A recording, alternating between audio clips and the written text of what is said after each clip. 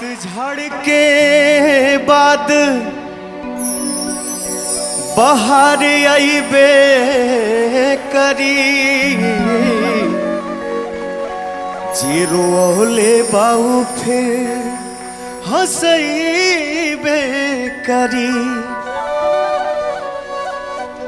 दूर तोहरा नजरिया से जात बनी हम,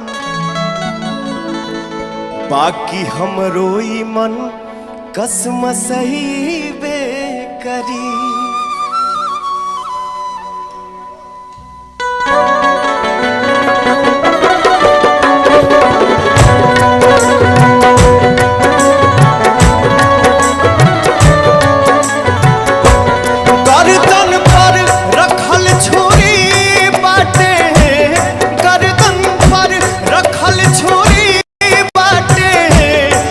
मुलाकात जरूरी बाटे, मुलाकात जरूरी बाटे, एक मुलाकात जरूरी बाटे।